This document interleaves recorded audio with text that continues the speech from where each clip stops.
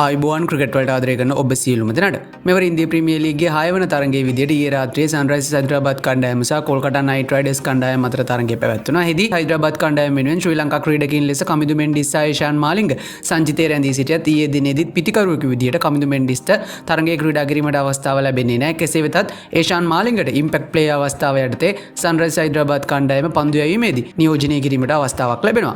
කාසියවාසී දිනාගෙන පළමුවෙන් පන්දුවට පහර දුන් සන්රයිසර්ස් හයිදරාබාද් කණ්ඩායම තමන්ට නියමිත පන්දු අර 20 අවසානයේදී කඩළු 8ක් දැවී ලකුණු 226ක ප්‍රබල ලකුණු පුරක් නිර්මාණය කරන්නට සමත් වුණා. එහිදී සන්රයිසර්ස් පිළ වෙනුවෙන් හෙන්රි ක්ලාසන් පන්දු 35කදී ලකුණු 52ක්, අභිෂේක් ශර්මා පන්දු 21කින් ලකුණු 48ක් සහ ට්‍රැවිස් හෙඩ් පන්දු 21කින් ලකුණු 46ක් ලබා ගැනීමට සමත් වුණා. පන්දු යැවීමේදී බ්ලෙසින් මුසර්බානි පන්දු අර 4කදී ලකුණු 41කට කඩළු 4ක් දවා ගනිද්දී වයිබව් ආරෝරා පන්දු අර 4කදී ලකුණු 47කට කඩළු 2ක් දවා ගැනීමට සමත් වුණා.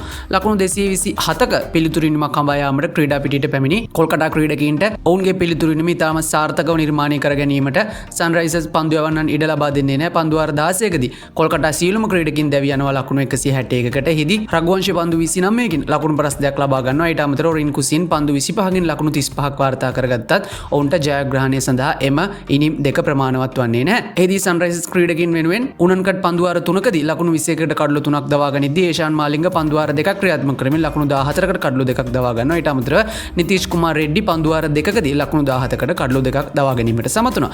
එහිදී කවුරුත් කතා බහට ලක් කර ක්‍රීඩකයා බවට පත්වන්නේ ශ්‍රී ලංකාවේ ඒෂාන් මාලිංග. ඔහු ඉම්පැක්ට් ප්ලේයර් ලෙස පන්දු යැවීම වෙනුවෙන් සන්රයිසර්ස් හයිදරාබාද් කණ්ඩායම නියෝජනය කරනවා. එහිදී ඔහු පන්දු වාර 2 තුලදී විශිෂ්ට කඩළු 2ක් දවා ගැනීමට සමත් වුණා. සහ ඊට අමතරව ඔහු සන්රයිසර්ස් කණ්ඩායම වෙනුවෙන් දුවද්දී දවා ගැනීම දෙකකටද සහයෝගය දක්වනවා. සහ ඊට අමතරව එක් උඩ පන්දුවක්ද රැක ගනිමින් තමන්ගේ කණ්ඩායමට තමන්ගේ උපරිමය ලබා දීමට ඔහු සමත් වුණා. ඉතින් එම නිසාවෙන් බොහෝ දෙනා ඔහු පිළිබඳ ඊයේ දිනේදී කතා කරනු ලැබුවා. මෙවර ඉන්දියා ප්‍රීමියර් ලීගයේ 7 වන තරගය අද දිනේදී ආරම්භ වීමට නියමිතයි. අද රාත්‍රී 7ට චෙන්නයි සුපර් කිංස් කණ්ඩායම සහ පංජාබ් කිංස් කණ්ඩායම අතර තරගය පැවැත්වීමට මේ වන විට සියලුම කටයුතු සූදානම් කොට තිබෙනවා. ඉතින් ක්‍රිකට් පිටිය අලුත් වන සියලුම තොරතුරු එසෙනින් දැනගන්න subscribe කරලා දිගටම රැඳිලින්න අපිත් එක්ක. එහෙනම් හැම කෙනෙකුටම සුබ දවසක්.